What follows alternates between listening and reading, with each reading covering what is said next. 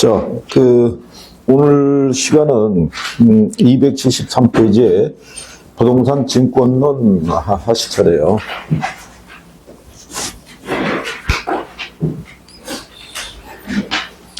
연휴들은 잘 보내셨을 테고, 이후에 쉴 수 있는 시간은 여름에 휴가철에 7월 한 마지막 주 정도 됐을 때 쉴 수 있으니까 남은 시간 동안에 열심히 하셔야 된다는 거. 자, 거기 증권론도 매년 시험상에서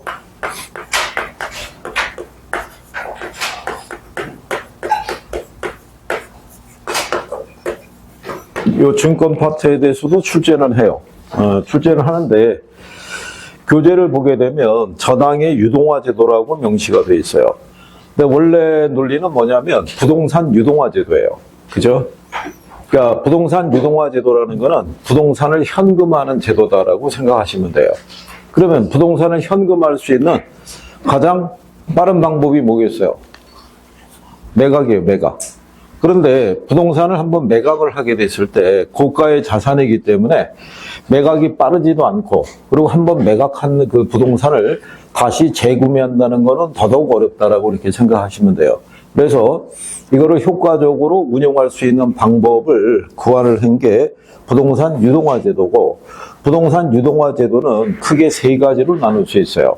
하나는 자산 유동화 제도가 있고, 하나는 주택자당 채권 유동화 제도가 있고, 하나는 부동산 투자회사 제도, 이렇게 세 가지가 명시가 되어 있어요. 그런데 우리 교과서에서는 저당의 유동화 제도라고 되어 있죠.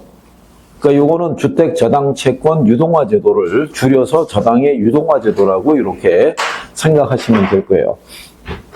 나중에 이제 여러분들이 유학집상에서는 세 개가 다 명시가 되어 있는데, 그거를 이제 그때 여러분들이 정리하시면 되겠고, 제일 먼저 나오는 게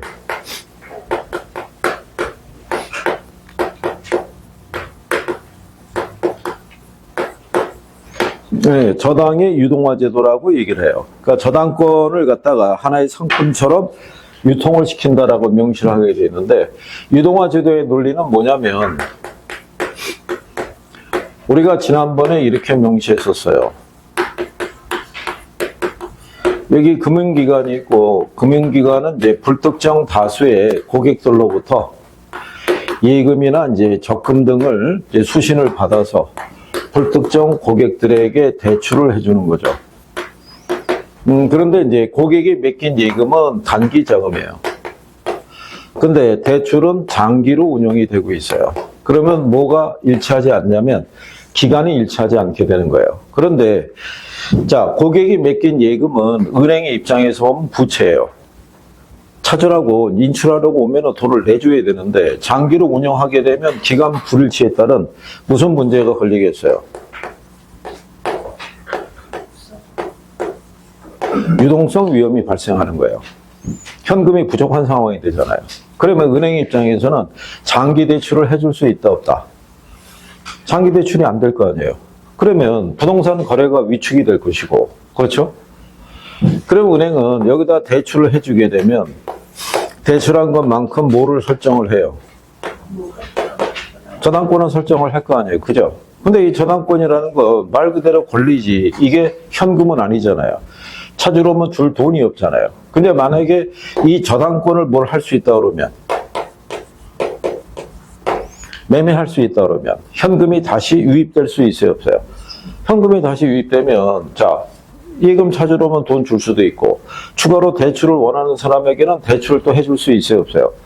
있을 거 아니에요. 그런 취지로 이게 이제 도입이 된 거예요. 이 제도가 아주 뭐 오래전부터 있는 건 아니고, 미국도 1970년대 이후부터 도입이 됐어요. 미국 애들이 1970년대 이후에 이 제도가 활성화된 거는 이거를 기초로 해서 증권을 발행했을 때 지급 보증을 정부가 해주겠다라고 시장에 시그널을 줬기 때문에 발전하게 됐던 거예요. 우리나라도 마찬가지예요. 우리나라에서는 이 증권을 발행할 때 발행할 수 있는 기간이 있죠. 그 유동화 중개기관으로서의 역할을 주택금융공사만 하고 있어요. 근데 주택금융공사가 발행하는 모든 채권에 대해서는 누가 지급 보증한다? 정부가 지급 보증하는 거예요. 누가 지급 보증한다? 정부가. 그러면 시장에서의 공신력이 높아질 수 있어요, 없어요? 내가 투자하면 증권을 매입하면 최소한 떼일 걱정은 없을 거 아니에요. 그러면 리스크가 적으니까 높은 이자를 요구한다 안 한다? 안 하게 될 거 아니에요. 그냥 국채보다는 약간 높은 수준이고 회사채보다는 좀 낮은 수준에 적정한 이자만 지급이 된다 그러면 안심하고 투자할 수 있을 거 아니에요. 그죠? 그러면 주택금융공사는 시장에서 보다 싼 이자를 주고 자금을 조달할 수 있어요, 없어요? 그럼 그 돈을 가지고 보금자리론 대출할 때 그 돈을 지원해 주든가 주택연금에 대한 지급 보증할 때 보증기관으로서의 업무를 수행할 수 있다라고 생각하시면 되는 거예요. 무슨 말인지 이해하시겠어요? 네, 그래서 이런 제도로 운영이 되고 있고 거기 보시면 저당시장의 구조라고 돼 있죠. 그거는 별표하는 거예요. 저당시장의 구조를 보게 되면 1차 저당시장이 있고요. 2차 저당시장이 있어요. 1차 저당시장은 자금 수요자하고 금융기관 사이에 거래가 이루어진 시장이에요. 그래서 얘네가 주택담보 또는 주택자금 대출이 일어나는 시장이라고 얘기를 해요. 여기가. 그리고 이제 2차 저당 시장이라고 있어요. 여기는 유동화 중개기관과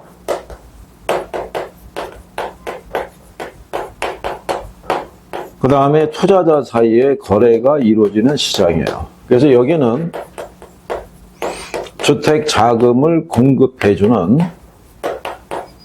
그런 시장의 역할을 하고 있더라. 그래서 요거를 바꿔서 요 역할을 바꿔서 시험상에서 3번 인용을 해줬어요. 이거를. 그러면 기본적으로 구성을 봤을 때 여기 자금 수요자가 있고 여기 금융기관이 있어요. 그러면 자금 수요자 소유의 주택이 있을 때 이 주택을 담보로 해서 은행에서 대출을 해줘요. 그러면 자금 수요자는 금융기관에다가 뭐를 지급을 해야겠어요? 원리금을 지급하는 조건으로 대출을 받았을 거란 말이에요. 그죠? 그러면 금융기관 입장에서는 이 주택에다가 뭐를 설정하겠어요? 자, 이 저당권인데 여기에서 이 저당권에 기초한 명칭을 뭐라고 표시하냐면 저당채권이라고 그래요. 그래서 여러분 시험에는 저당권이라는 표현이 안 나오고 저당채권이라는 표현이 나와요. 그러면 여기 있는 저당채권에 있을 때 이 권이라고 하는 것은 권리를 얘기하는 거예요. 권리를. 자, 여기다 저당권을 설정하게 되면 이 저당권에 기초한 소유권이 있죠. 만약에 이게 6억짜리 집인데 3억을 대출을 해줬어요. 그러면 절반에 해당하는 권리는 누가 갖고 있는 거예요? 금융기관이. 이 저당권에 관한 소유권. 그러면 저당권의 기초에서 매월 단위로 뭐를 받을 수 있어요? 원리금을 받을 수 있는 권리이잖아요. 그죠? 이거를 가지고 있는 권리를 저당채권이라고 명시를 하는 거예요. 그래서 실전에서는 저당채권이라고 시험상에서는 표시가 되는 거예요. 근데 이거는 권리일 뿐이지 이게 현금이 아니잖아요. 돈 찾으러 오면 줄 게 없잖아요. 그러면 가지고 있는 이 금융기관은 이 저당권을 어디다가 이거를 2차 대출기관이라고도 얘기를 하고요. 이거를 유동화 중개기관이라고도 얘기를 해요. 우리나라에서는 유동화 중개기관으로서의 역할을 주택금융공사만 담당하고 있어요. 미국은 페니메, 지니메, 프레디맥이라고 해서 다양한 기관이 이거를 취급하고 있는데 우리나라는 유일한 기관이 주택금융공사 하나밖에 없다라고 생각하시면 되는 거예요. 그러면 얘네에게 양도를 하게 되면 얘네는 시중의 은행들로부터 저당권 근데 아무거나 매입하진 않아요. 그죠? 최소한 만기가 10년 이상 고정금리 대출의 조건을 갖춘 애들이 있죠. 그런 애들만 상품으로 얘네들이 인수를 하게 되는 거예요.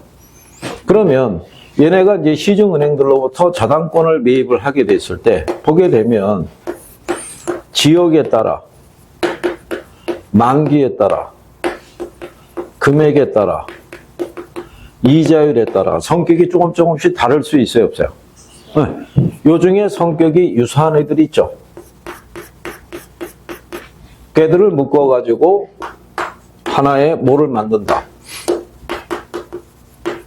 주택저당증권이라는 거를 만드는 거예요.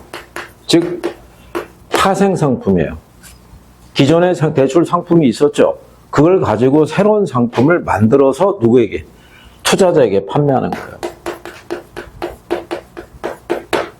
그러면 여기서 자금 수요자하고 금융기관 사이에 거래가 되는 게 몇 차?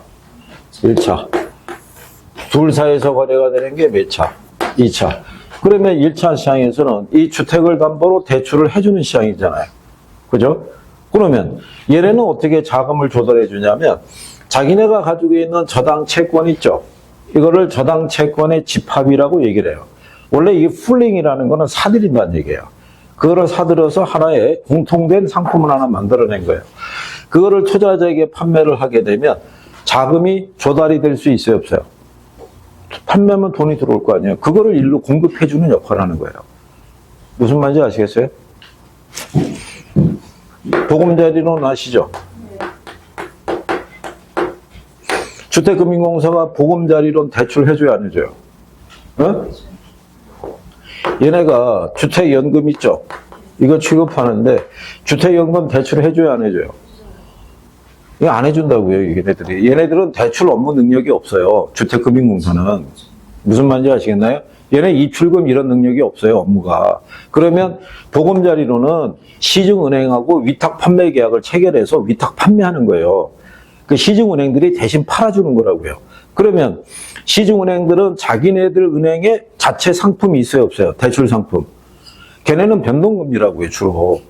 그러면 일반적으로 고객들에게는 뭐를? 자기들 대출 상품을 팔 거 아니에요. 여기 수요자가 와서 콕 찍어서 보금자리론 대출을 받고 싶어서 왔다 그러면 소개를 해주겠지만 그렇지 않으면 자기들 상품을 팔 거 아니에요. 왜 그러겠어요? 수익의 차이잖아요, 수익에. 얘네가 보금자리론 상품을 판매하면 거기에 따른 수수료밖에 못 받는 거예요. 자기네 은행에 대출 상품을 판매하면 이자 수익이 생기잖아요. 어느 게 수익이 크겠어요? 이자 수익이 훨씬 클 거 아니에요. 그러니까 이게 활성화가 안 되고 있다고요, 지금. 거기에다가 보금자리론 대출을 하게 되면 그게 이자가 만만치가 않다고요. 한 달에 100몇십만 원씩 원리금 상환해야 되는데 그거를 20년, 30년 동안 결국 20년, 30년 동안 120, 30만 원짜리 월세 사는 거랑 똑같잖아요. 그러니까 중산층 이상은 이걸 대출받기가 힘들다고요. 도시근로자의 평균 임금이 500이 안 되고 한 400만 원 수준이면 400에 한 25%에 해당하는 한 3, 40% 해당이 되는 120, 30만 원을 이자로 내고 나면 남는 거 갖고 어떻게 생활하겠어요? 애들 학원비도 줘야 되고 생활비도 써야 되고 카드값도 메꿔야 되고 이렇게 되는데 그래서 활성화는 아직은 좀 덜 되고 있다는 생각하시면 돼요. 주택연금도 얘네가 직접 주는 게 아니라 얘네는 뭐만 해주는 거예요? 보증만 쓰는 거예요, 보증만. 시중은행이 그 집을 담보로 주택연금을 대출을 해줬을 때 만약에 주택을 나중에 처분해도 채권 회수가 어렵다 그러면 부족분에 대해서 누가? 주택금융공사가 대납해 주는 거예요, 대납. 그러면 주택금융공사는 결손이 생기겠죠? 그 예산상에서 결손이 생긴 부분은 정부 예산으로 메꿔준다고요. 그러니까 결국 누가 지급보증 쓰는 거예요? 정부가 지급보증 쓰는 거예요. 그래서 여러분 시험에 뭐가 나왔냐면 주택연금의 공적 보증기관으로서의 역할하는 기관이 누구냐. 그 답이 주택금융공사였단 말이에요. 무슨 말인지 아시겠어요? 그러니까 여기는 요 주택을 담보로 해서 뭐가 일어나는 시장이에요. 대출이 일어나는 시장이고 그리고 다른 말로 저당권의 발행 시장이라고 얘기하는 거예요. 그러면 여기는 이거를 팔아서 조달한 자금을 무슨 시장으로? 1차 시장으로 공급하는 역할을 하는 거예요. 근데 이게 왜 주택금융공사의 역할이 필요하냐면 주택금융공사는 공신력이 있잖아요. 그러니까 투자자는 주택금융공사가 발행하는 증권에 대해서 높은 수익률을 요구한다 안 한다? 안 하는 거예요. 그러니까 싼 이자를 주고 자금을 조달해서 공급해주는 역할을 하는 거예요.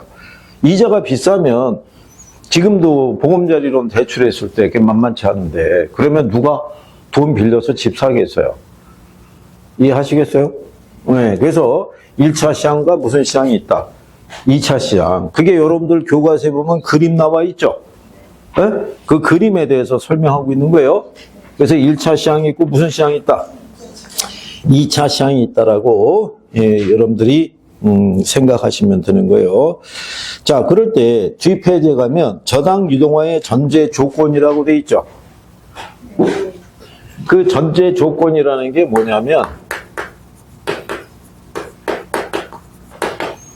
지금 이제 여러분들에게 기본적인 걸 설명을 해드린 건데, 자, 1차 시장의 금리가 2차 시장의 금리보다 높아야 된다라고 돼 있는데, 그게 아니라 이건 전제 조건이 아니라 구성이 그렇다는 거고, 전제 조건은 뭐냐면 첫 번째, 저당 수익률이 투자자의 요구 수익률을 만족시킬 수 있어야 된다라고 돼 있죠. 이게 저당 수익률이란 말이에요. 대출하면은 대출 이자율이 있어요, 없어요? 이자율이 있을 거고, 그 다음에 여기 저당증권을 발행하면 얘가 수익증권이니까 수익률이 있어요, 없어요? 요 수익률이, 요 투자자가 요구하는 수익률이 충족이 돼야 된다는 거예요.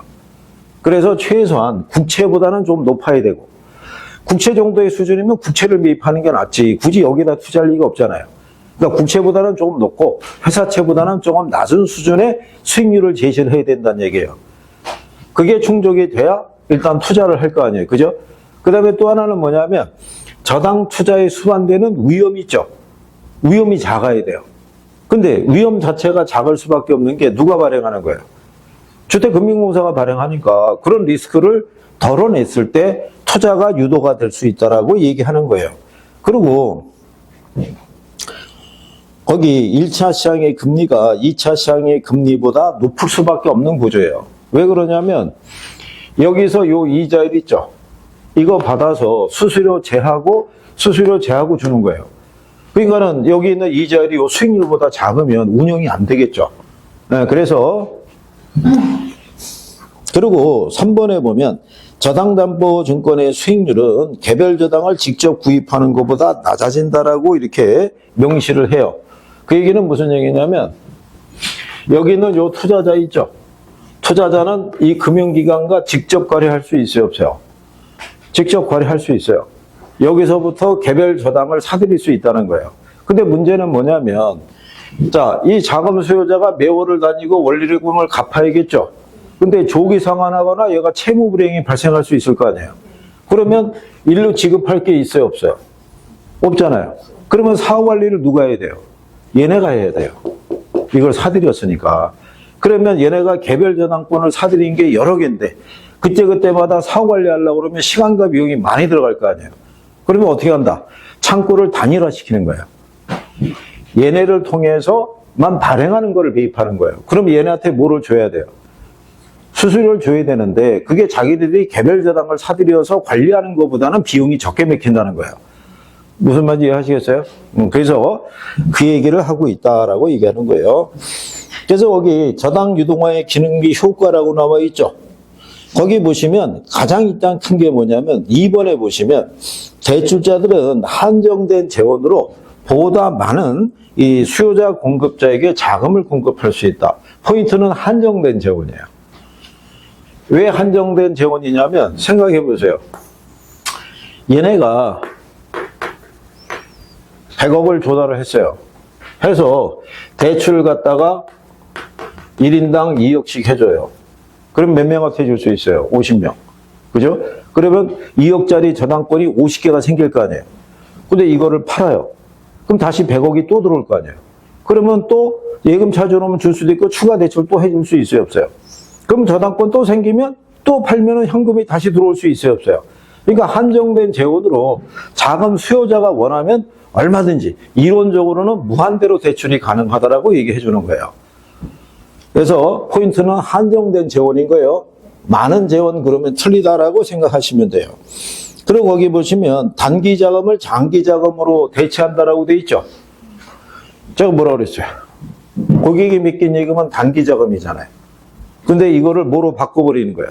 장기 자금으로 바꿔버리는 그런 역할을 할 수 있다. 그런데 이제 요거를 압축해서 275페이지에 가면 박스 나와 있죠. 거기 수요자, 금융기관, 투자자, 국가, 정책 뭐 나와 있잖아요. 가장 중요한 건 금융기관이에요. 금융기관. 금융기관은 대출 여력이 확대될 수 있어요, 없어요? 확대가 될 수 있죠. 유동성이 늘어날 수 있어요, 없어요? 그리고 유동성 위험은 줄어들게 만드는 효과가 있을 거 아니에요. 그리고 거기 보시면 이거를 BIS 비율이 있죠. 네, 이거를 재고할 수 있다는 거예요. 재고가 상승시킨다, 높인다라는 그런 뜻이에요. 그러면 BIS 비율은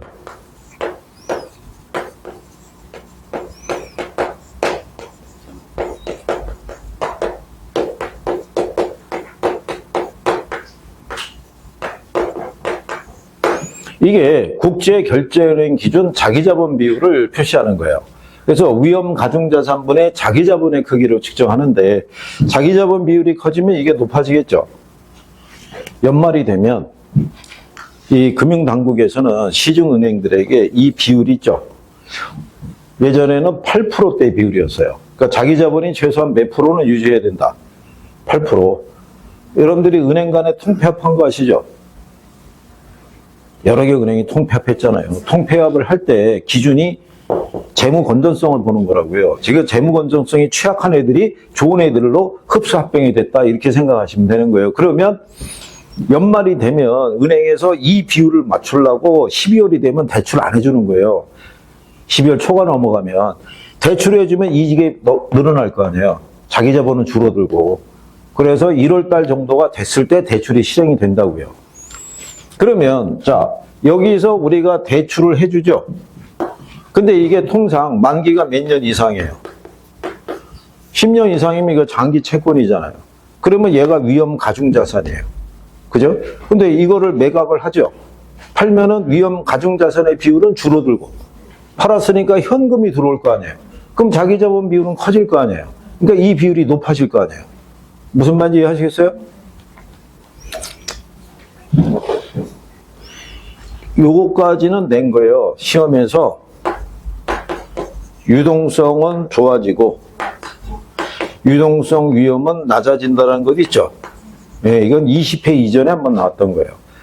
그러니까 BIS 비율에 대해서도 언급이 되면 그렇구나 이렇게 생각하시면 되는 거예요. 무슨 말인지 아시겠죠? 예, 그래서 그리고 그 밑에 가게 되면 보충란에 주택저당증권과 주택저당채권 담보부 채권이라고 돼 있죠. 이거를 법에 의해서 주택금융공사가 발행하도록 돼 있어요. 그게 용어는 일단 알아두세요. 누가 발행한다? 주택금융공사가. 나중에 주택금융공사에 대해서 설명할 때 하나는 이제 그 신탁이 있죠. 자기 신탁이 설정이 되느냐 안 되느냐의 차이점인데 그거는 뭐 지금 들으셔봐야 뭐 그럴 테니까 다음에 들어오시는 걸로. 그래서 그 밑에 가면 저당 대출 채권의 유동화 제도라고 돼 있죠. 뒤로 넘어가면 ABS 제도라고 돼 있죠. 그죠? 네. 자, 이거 앞전에 한번 설명했는데 기억하나요? ABS하고 MBS가 있으면 ABS가 더 포괄적인 거예요. 자산 유동화 제도가. 네, 나중에 이것도 추가로 설명. 그러니까 이런 거예요. 얘는 자산 유동화잖아요. 기업의 매출채권, 무슨 뭐 대출채권이고 아니면 모든 자산이 있죠. 다 유동할 수 있는 거예요. 증권 만들어서. 그런데 주택저당채권 유동화 제도는 요거 하나만 유동할 수 있다는 거예요. 주택저당채권 하나만. 그러니까 얘보다는 범위가 어떻게 돼요? 좁을 거 아니에요. 네? 네, 그래서 그런 정도로. 그래서 거기 276페이지에 보시면 ABS라고 있죠. 거기 3번 지문에 보면 따라서 ABS가 MBS보다 광의 개념으로 해석할 수 있다 이렇게 해놨잖아요. 그래서 실상은 신용보강장치는 ABS에 기초해서 MBS가 그대로 받아서 운영하고 있다라고도 생각하셔도 돼요. 근데 얘네는 시험에 잘 안 나오니까 우리는 부동산 학이니까 주로 얘만 나오는 거예요. 주택저당 채권에 대해서만. 그래서 그것만 여러분들이 정리를 하시면 되겠고요. 자, 그러면 주택저당증권에 보시게 되면 그 밑에 부동산증권글에서 지분증권과 부채증권 이렇게 나와 있죠. 네. 근데 여러분들이 지난번에 배우셨잖아요.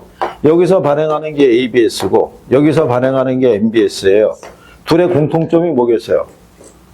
둘의 공통점이. 둘의 공통점이. 아니, 지금 지분증권과 부채증권이 있다고 얘기해놓고 돌아서서 영문으로 두 개 썼는데 둘의 공통점이 이게 들어가잖아요, 이게. 그러니까 둘이 부채증권의 대표적인 애들인데 그 중에서도 여러분 시험에 쓰는 건 얘란 말이에요. 그러니까 얘가 나오는 거예요, 얘가. 출제가. 지분증권의 대표적인 게 뭐였어요? 지분증권의 대표적인 게. 리츠. 그러니까 리츠에서 하나 나오고 부채증권에서는 MBS에서 하나 나오는 거예요. 그게 증권에서 그냥 내는 게 아니란 말이에요. 그죠? 응? 그러니까 선생님이 거기다가 별표 해줘야 안 해줘요? 별표 해주고 여기서 나오니까 요거 정리 잘해야 된다라고 얘기해 주잖아요. 그죠? 근데도 반응이 없는 거예요. 지금 표정이. 쓱 보니까 여러분들 영어는 잘하잖아요. 응? 영어를 보면 거의 모국어 수준으로 잘하잖아요. 응? 그리고 여기서 시험을 내면은 약어로 표시를 하되 가로 열고 원문을 다 풀어줘요. 왜냐하면 한글 표기가 있을 수가 있으니까. 자, 우리 이렇게 가면 진도가 언제 끝날지 아무도 몰라요. 응? 그냥 가는 대로 가는 거예요. 그러면 여러분들은 뭐라고 얘기하냐면 이해가 안 되니까 좀 천천히 설명을 해주지 이랬다가도 천천히 가다가 진도가 안 끝나면은 학원에다가 진도도 안 끝내줬다고 또 타박하는 게 여러분들이에요. 그러니까 선생님이 알아서 조율해서 끌고 가야 돼요. 그럴 수밖에 없어요. 왜? 다음에 돌아올 때 또 하니까. 그 다음에 277페이지에 가면 주택저당증권의 종류가 나와 있는 거예요. 거기다 별표를 해야 돼요. 277페이지 상단에 가면 주택저당증권 나와 있죠. 예, 주택저당증권의 종류예요, 종류. 자, 그러면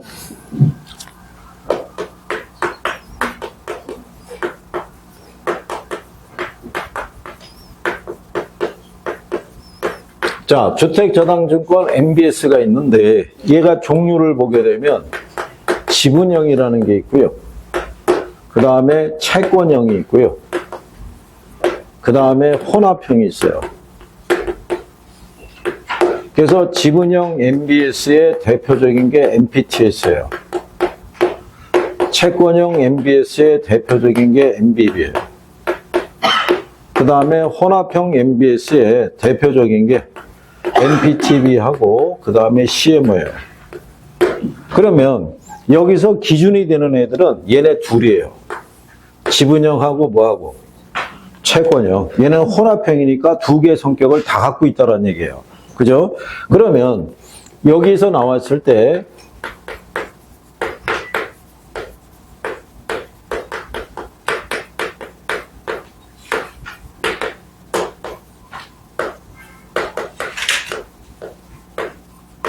여기서 지분형하고 채권형을 구분하는 기준은 저당 채권 있죠? 아까 얘기했던 저당 채권의 소유권과 원리금 수취권을 누가 갖고 있냐의 구별이에요. 그런데 원리금 수취권을 갖고 있는 애가 이것도 부담해요. 모두 부담한다. 조기성한 위험도. 그래서 뭐를 생각하시면 되냐면 여기 보면 MPTS라고 돼 있죠.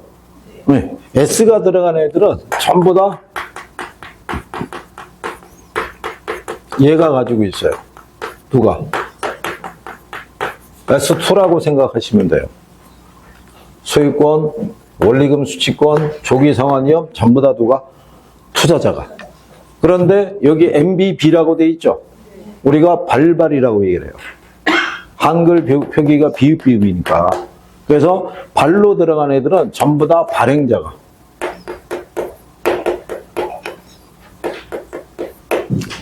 그래서 얘가 발발이라고 해야 되는 거는 여기도 B가 하나 있잖아요. 그러니까 여기는 그냥 발 하나고 여기는 발이 두 개인 거예요. 두 개 내니까 모든 거를 다 누가? 발행자가 갖는 거예요. 근데 얘네는 혼합형이기 때문에 여기서의 소유권을 발행자가 갖는다는 점에서는 MBB하고 같고요. 원리금 수취권을 투자자에게 넘겨준다는 것은 MPTS하고 성격이 같다라고 얘기하는 거예요. 그래서 이거 갖고 있는 애들이 이것도 부담하니까. 그래서 기본적인 문제가 나올 때는 이것만 구별해도 답을 맞출 수 있어요. 이것만. 나중에 기출 보시면 아시겠지만 간단한 문제는 그렇게도 얘기를 해요. 자, 그러면 하나 예를 들어드리면, 자, 여기 있는 2차 대출 기관인 예를 들어서 주택금융공사가 있어요. 주택금융공사는 시중은행들로부터 여러 개 은행들로부터 자기들의 조건에 부합되는 저당 채권을 사들일 수 있어요, 없어요? 사들였으면 얘네가 100만 원어치 샀어요. 그죠? 그러면 얘네가 사들일 때는 20만 원짜리도 있고 30만 원짜리도 있고 50만 원짜리도 있을 수 있어요, 없어요? 있을 거 아니에요. 근데 이자율은 우리가 이해하기 쉽게끔 다 몇 프로라고? 10%라고 가정하는 거예요. 그러면 20에 10%니까 2만 원, 3만 원, 그 다음에 5만 원 이런 식으로 매월 단위로 뭐가 들어오겠어요? 이자가 들어올 거 아니에요. 그러면 이거는 얘네가 갖고 있는 권리죠. 이거를 누구에게?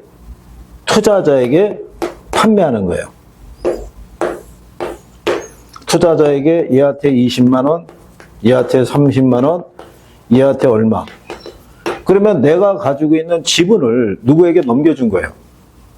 투자자에게 그대로 넘겨준 거예요. 그러면 내가 여기서 시중은행들로부터 이자를 받을 수 있는 권리 있죠? 이것도 누구에게 넘어간 거예요?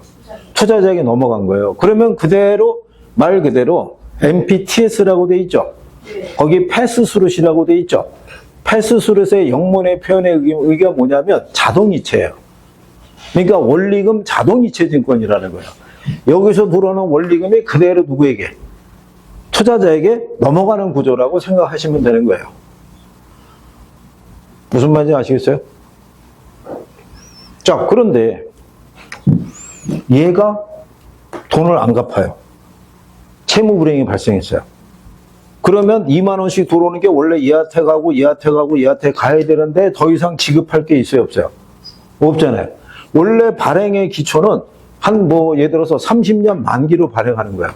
종류가 한 종류밖에 없어요. 그런데 얘네가 채무 불이행을 하거나 아니면 얘가 조기 상환할 수도 있어요, 없어요? 그럼 더 이상 이자 들어올 게 있어요, 없어요? 그러면 끝나는 거예요. 거기서. 그죠? 그러면 투자자 입장에서는 한 30년 동안의 이자 수익을 기대하고 매입했는데 한 5년에서 7년 사이에 조기 상환 들어와서 수명이 끝나버리는 거예요. 그죠? 그래서 MPTS의 가장 큰 약점은 뭐냐면 수익률을 확정할 수가 없어요. 언제 끝날지 모르기 때문에. 무슨 말인지 이해하시겠어요? 그러니까 MPTS에서 투자해서 얻을 수 있는 수익은 원리금에 의존할 수밖에 없다는 얘기예요. 원래 돈을 빌려 쓴 사람들이. 무슨 말인지 아시겠나요? 그래서 거기 보면 1번에 주택저당채권 집합에 대한 소유 지분 증서로서 차입자가 지불하는 부채 서비스액이 있죠. 그게 저당 관리 비용을 제하고 바로 누구에게? 투자자에게 지불되는 지분형이다라고 얘기하는 거예요. 그래서 주택저당채권을 증권의 형태로 발행해서 저당 투자자에게 매각하는 방식이고 원리금 수취권과 저당권에 대한 소유권 모두가 누구에게 이전이 된다? 투자자에게. 그래서 거기 보시면 발행자는 원리금의 지급을 보증하고 투자자는 이자율 위험과 조기 상환 위험을 부담한다고 되어 있죠. 따라서 투자자는 발행자의 조기 상환에 대해서 방어할 수 있는 콜 방어가 불가능하고 통상적으로 MBS에 비해서 수명이 어떻게 돼요? 짧다라고 되어 있는 거예요. 왜 수명이 짧은지 알겠어요? 조기 상환이 발생하면 바로 끝나는 거예요. 그러니까 만기가 보장이 되는 상품은 아니다 이렇게 생각하시면 돼요. 그죠? 그래서 기본적인 구조를 이게 이제 조금씩 더 들어가면 여러분들이 이제 머리 아프다고 그래요. 그러면서 자꾸 얘를 버리려고 그래요. 근데 시험에서는 여기 어렵게 나온다, 안 나온다? 안 나와요. 어렵게 안 나오고 딱 이해할 수 있는 수준까지만 내줘요. 그 기본적인 구조만 알아도 충분히. 그죠? 그래서 이 저당 채권에 관한 소유권 누가 갖고 있느냐? 거기에 따른 리스크를 누가 부담하느냐? 이런 기본적인 틀서부터 정리하시면 돼요. 그래서 여기는 얘네 갖고 있는 저당 채권이 100만 원이잖아요. 이게 자산이잖아요. 근데 보유 자산을 증권 형태로 매각을 했죠.